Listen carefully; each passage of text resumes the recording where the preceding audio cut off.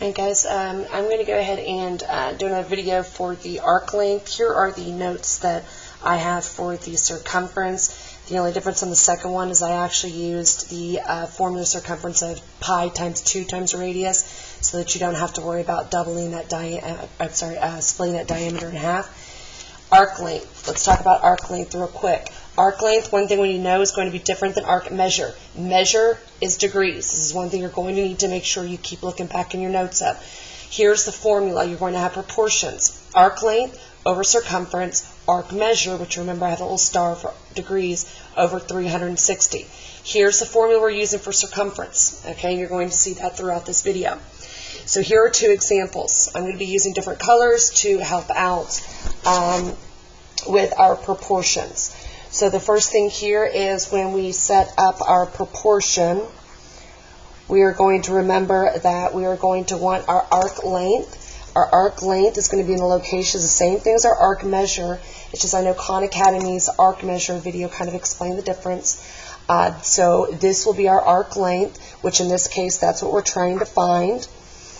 And then we move down to our circumference. Our circumference is going to be 2 times the radius right here of 8 times pi, and we don't need to plug in the calculator yet. We can do it all at once later. And then on the other side, we're going to have our arc measure. Our arc measure is going to be the same as the degrees of our central angle. So this will be 108 degrees. And this 360 degrees in our formula is going to be our constant. It will always be there. So now that we have our proportions, we can go ahead and start by cross multiplying.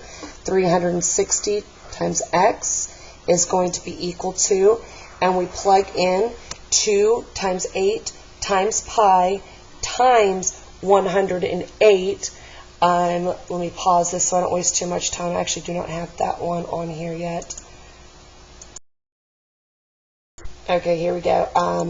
Do apologize about that. I'm pulling this from the original video that goes, I think, went way too quickly. So when you multiply 2 times 8 times pi times 108, you're going to get 5,428.67. This is rounded. Generally, you don't want to round it. You want to go ahead and take what you get in the calculator for multiplying these and immediately divide it by the 360 degrees. But when we do divide by 360 degrees to isolate x, x or our arc length will come out to approximately 15.08. The radius is in inches, so this would be in inches. Okay, I already have the second example set up over here for you. Try line to separate these. Here again, we're going to do the exact same thing. Set up our proportion. Here we have our arc length, which is going to be AB right here, our unknown. This is going to be over our circumference. We take a look at our radius. We use that 2 times your radius times pi. Our arc measure is going to be equal to the central angle measure because the measure is going to be in degrees of 60. And then the 360 degrees always goes over here. One way you can think about it is your circumference and your arc length are both going to be measured in the units here. Your the right-hand side, your arc measure and your and your 360, they're both degrees. So this side's going to be both degrees. So whatever your central angle measurement is the same as your arc measurement.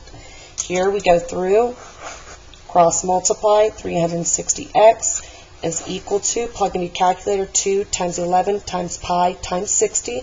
All in one step. We are going to go ahead and kind of round this. It comes out to approximately 4,146.9 because it's like 902, so we can just leave it as 9. Divide each side by 360. X, or our arc length, is going to come out to approximately 11.52 centimeters. On the next page, now we are going to look at not finding the arc length, but we are going to be given the arc length. So here is your first example. Sorry, my next page. I had to turn pages. So here we're going to go ahead and we are going to find the circumference of circle D here. Okay? And if you notice here, we're actually given this arc length, not measurement, because it's in feet. So we'll start out with our same exact proportion here.